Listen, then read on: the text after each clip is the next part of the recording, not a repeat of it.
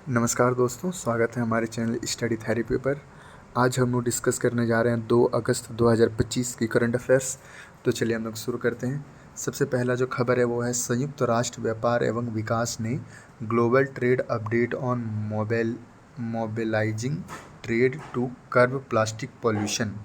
तो मतलब plastic pollution पर संयुक्त राष्ट्र व्यापार और विकास परिषद ने एक रिपोर्ट जारी की है। तो चलिए हम लोग उस पर ध्यान देते हैं थोड़ा। सबसे पहला उसमें है कि वैश्विक प्लास्टिक उत्पादन और व्यापार जो है उनमें वृद्धि हुई है। तो कितनी वृद्धि हुई है? तो उन्होंने ये कहा कि 2022 में 436 मिलियन मेट्रिक टन हो गया है ये, जबकि 2050 में 2 मिलियन मेट्रिक टन ही था इसका व्यापार। देखिए इसमें बोल रहे हैं कि 10% प्लास्टिक का ही पुनर्चक्रण होता है, बाकी 75% से अधिक जो है प्लास्टिक वो कचरे के रूप में चला जाता है। इसके बाद बढ़ता प्लास्टिक व्यापार, जैसे हम लोग पहले ही पढ़ चुके कि 2022 तक के आंकड़े के अनुसार उत्पादित जो है वो 78% से अधिक प्लास्टिक का व्यापार अंतर्राष्ट्रीय स्तर पर किया जा रहा है।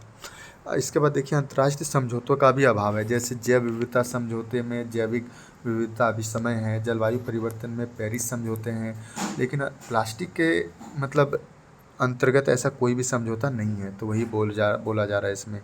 नेक्स्ट जो है वो जैव विविधता पर आधारित कंपोस्टेबल प्लास्टिक।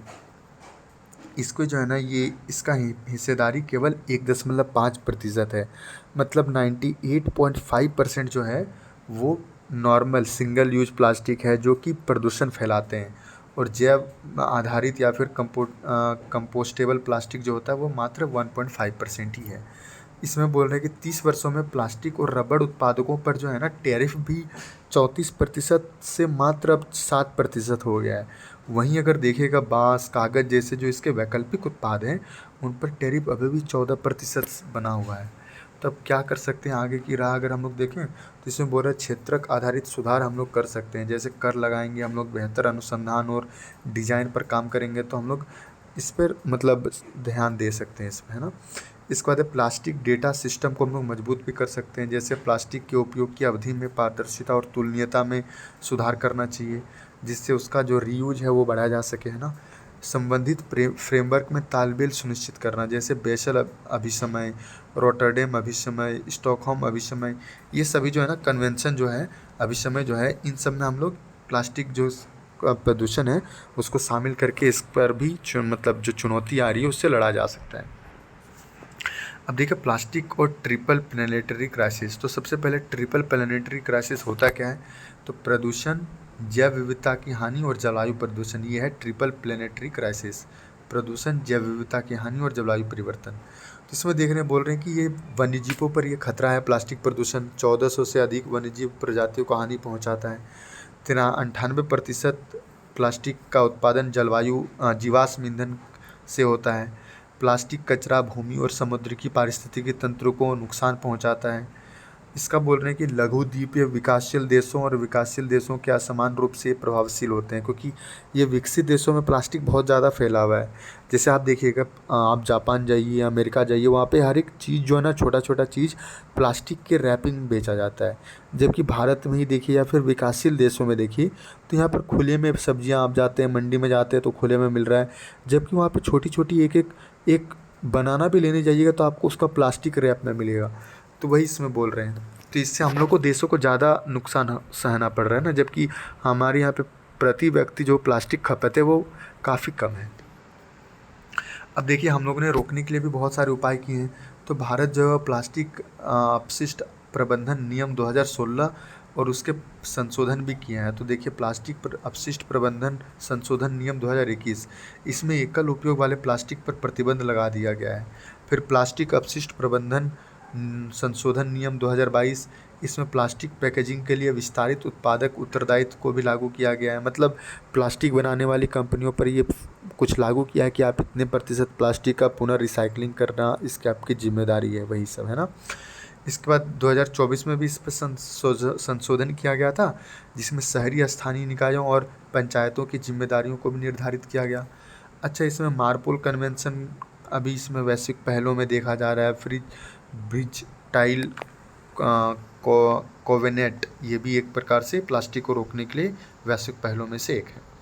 अब चलिए हम लोग नेक्स्ट देखते हैं। तो सुप्रीम कोर्ट ने कहा है कि पर्यावरणीय और पारिस्थितिकी को नुकसान पहुंचाना नुकसान पहुंचाकर राजस्व अर्जित नहीं किया जा सकता।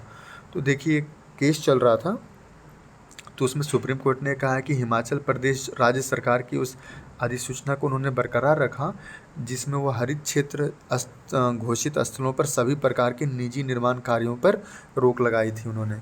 तो देखिए उन्होंने क्या क्या बातें कही। उन्होंने कहा कि अवसंरचना का विकास जैसे कनेक्टिविटी और पर्यटन जो है उनके कारण से जो 4 लेन वाले राजमार्ग हो गए या स्थिर ढलानों के कारण निजी अवसंरचना जो है उनका प्रसार हो रहा है। इसके बाद बोल रहे हैं कि जलवायु का जल विद्युत का विस्तार हो रहा है जैसे अनियंत्रित निर्माण कार्यों के जरिए। इसमें ये उदाहरण दिया गया है कि सतलुज नदी जो है वो एक छोटी नदी में तब्दील हो गई है क्योंकि सतलुज नदी पर इतनी ही ज़्यादा बांध बनाए गए हैं, जल विद्युत परियोजनाओं का विस्तार उस पर किया गया है। फिर देखिए बढ़ती सुभेदिता जैसे मिट्टी की संरचना और पकड़ को कमज़ोर कर दिया है, मतलब अनियंत्रित और अविनियमित गतिविधियों ने, तो इससे सुभेद्यता बढ़ गई है आपदाओं की।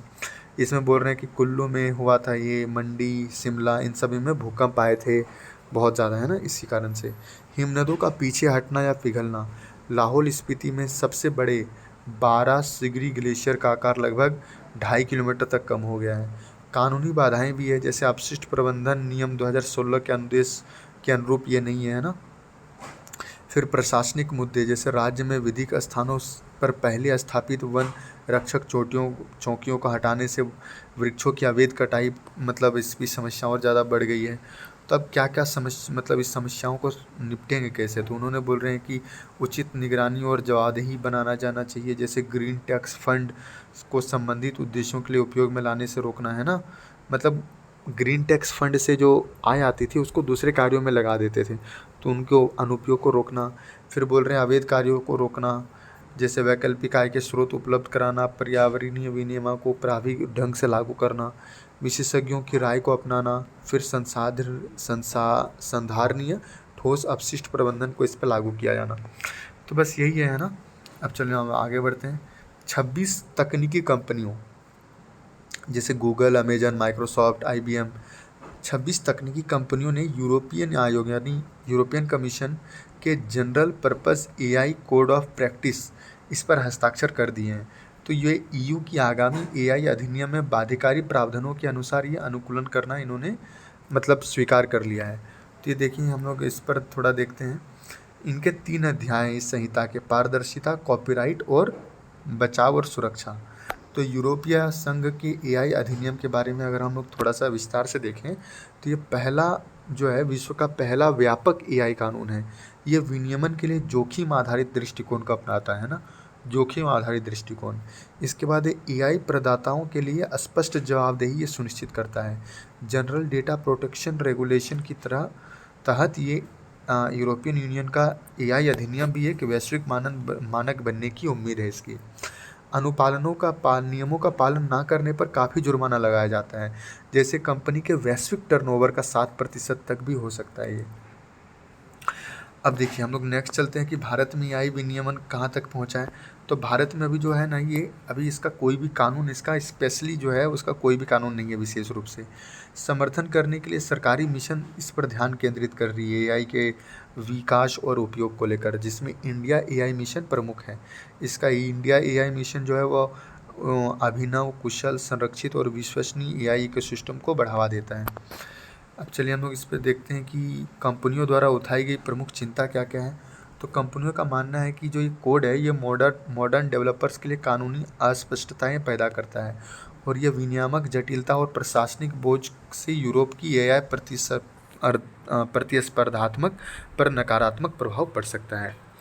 अब देखिए हिमालय के बादलों के फट जाना, ये तो हम लोग बहुत बार पढ़ चुके हैं ना। वैसे ये दूसरा है, वो नेक्स्ट पेज में था, सॉरी। हिमालय के बादलों में विषाक्त भारी धातुएं पाई गई हैं।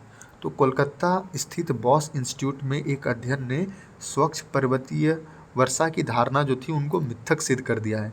उन्होंने ये कहा है कि निचली स्तर की जो बादल पट्टी है ना, वहाँ पर भी भारी विषाक्त धातुओं से प्रदूषण पाई जाती है। इसमें पश्चिमी घाट और पूर्वी हिमालयी क्षेत्रों में वर्षा रहित बादलों में कैडमियम, कॉपर, जिंक और क्रोमियम पाए जाते हैं। पूर्वी हिमालयों में ज़्यादा प्रदूषण है, यहाँ पर 1.5 गुना अधिक प्रदूषण पाया जाता है, जो कि 40 से 60% अधिक विषाक्त धातु भार यहाँ पर पाई गई है। और बच्चों में जो है वयस्कों की तुलना में 30% अधिक स्वास्थ्य जोखिम इससे होता है। तो ये भी हमें ध्यान रखनी है ना। और बाकी सब तो उतना कुछ इम्पोर्टेंट है नहीं। प्रदूषण के कारण जो है वाहनों से निकलने वाला उत्सर्जन, औद्योगिक प्रदूषण, फिर भारी धातुएं क्या है, इनका परमाणु भार 63 से 200 के बीच होता है। और कुछ है नहीं, प्राकृतिक रूप से ये पृथ्वी के सतह और भूगर्भ में पाई जाती है ना भारी धातुएं। तो चलिए आगे हम लोग अगर नेक्स्ट देखें तो हिमालयी क्षेत्र में प्रदूषण पर अंकुश लगाने के लिए क्या क्या हमारे कदम उठाए हैं वो थोड़ा देख लेते हैं। तो सबसे पहला जो है वो है हिमालयी पारिस्थितिकी तंत्र को बनाए रखने के लिए राष्ट्रीय मिशन। तो हिमालयी क्षेत्रों की संवेदनशीलता का वैज्ञानिक मूल्यांकन इसमें हम लोग करते हैं। सिक्योर हिमालयी परियोजना सतत विकास के लिए वन्यजीव संरक्षण और अपराध रोकथाम की वैश्विक साझेदारी के तहत वैश्विक पर्यावरण सुविधा द्वारा वित्त पोषण इसको किया जाता है। किसे? सिक्योर हिमालय परियोजना को। इसके बाद हिमालयी राज्य प्रादेशिक परिषदीय नीति आयोग द्वारा स्थापित की गई है। तो चलिए हम आगे बढ़ते हैं। राष्ट्रपति के उपचुनाव को लेकर इसमें कही गई है। तो सबसे पहला है कि भारतीय निर्वाचन आयोग जो है उन्होंने 17वें उपराष्ट्रपति चुनाव की तारीख की घोषणा कर दी है। तो अब हम लोग थोड़ा इस पर देख लेते हैं ना। पात्रता क्या होती है राष्ट्रपति उपराष्ट्रपति बनने के लिए? भारत का नागरिक, 35 वर्ष की आयु और राज्यसभा के सदस्य के रूप में चुनाव लड़ने के योग्य होना चाहिए। अब चलिए हम लोग देखते हैं अनुच्छेद 67 के अनुसार उपराष्ट्रपति का कार्यकाल 5 वर्ष।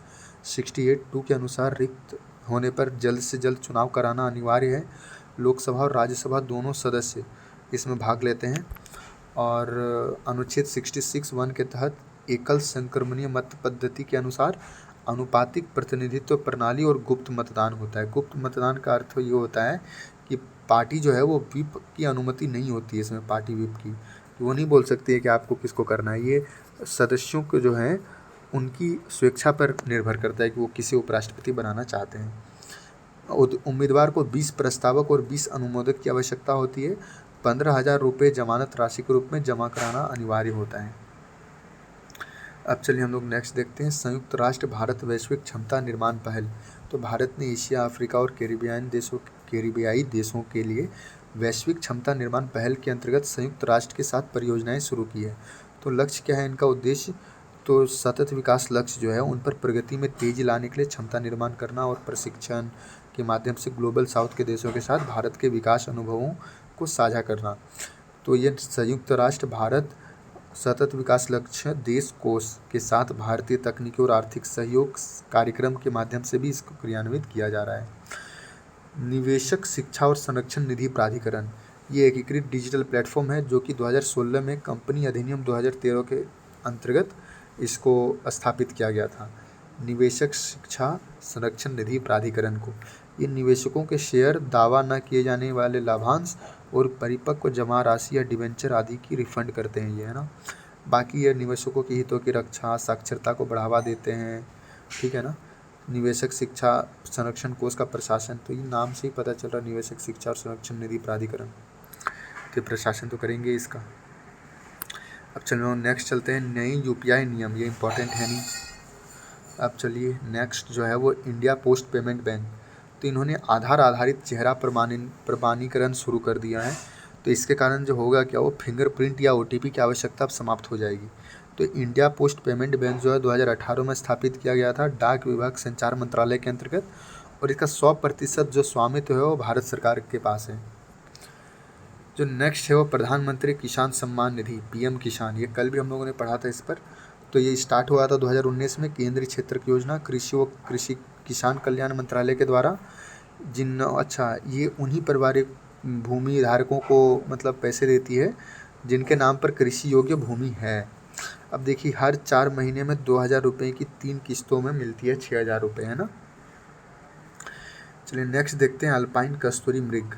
तो देखिए समशीतोष्ण जलवायु युक्त अल्पाइन घास के मैदान, झाड़ीदार क्षेत्र, बर्च, ब्लू पाइन और देवदार वृक्षों के वनों में ये मतलब पाई जाती है। भारत, नेपाल, भूटान और चीन की स्थानिक प्रजातियां हैं। ये एकांकी और शर्मीला जीव होती है, शाकाहारी होती है, और इत्र और पारंपरिक दवा में इसका उपयोग होता है। एंडेंजर्ड इसमें मतलब है अभी। अब चलो नेक्स्ट देखते हैं। तो राष्ट्रीय महत्वपूर्ण खनिज mission, national critically mineral mission, के अंतर्गत मान्यता प्राप्त उत्कृष्ट केंद्र। तो अभी खान मंत्रालय ये है, उन्होंने राष्ट्रीय महत्वपूर्ण खनिज मिशन के अंतर्गत 7 संस्थाओं को उत्कृष्टता केंद्र के रूप में मान्यता दी है। IT Bombay Hyderabad, ISM Dhanbad Roorkee, IIM Bhubaneswar, NLM Jamshedpur और एनएफटीडीसी हैदराबाद। तो ये जो है ना, ये केंद्र हब और स्पोक मॉडल के रूप में काम करेंगे, जो कि महत्वपूर्ण खनिजों में अनुसंधान और विकास को बढ़ावा देंगे, ये सभी है ना। अब चलो नेक्स्ट देखते हैं। 71वें फिल्म पुरस्कार की घोषणा हो चुकी है। ये 1954 में स्टार्ट की गई थी और ये भारत के राष्ट्रपति के द्वारा दी जाती है वार्षिक रूप से। तो थोड़ा अगर देखना चाहें तो देख सकते हैं कि सर्वश्रेष्ठ फीचर फिल्म है 12th फेल, शाहरुख खान और विक्रांत मैसी को सर्वश्रेष्ठ अभिनेता अभिनेत्री में रानी मुखर्जी। इसके बाद है लघु फिल्म में गिद्ध द स्क्वेंजर, और सर्वश्रेष्ठ नॉन फीचर फिल्म में फ्लावरिंग मैन।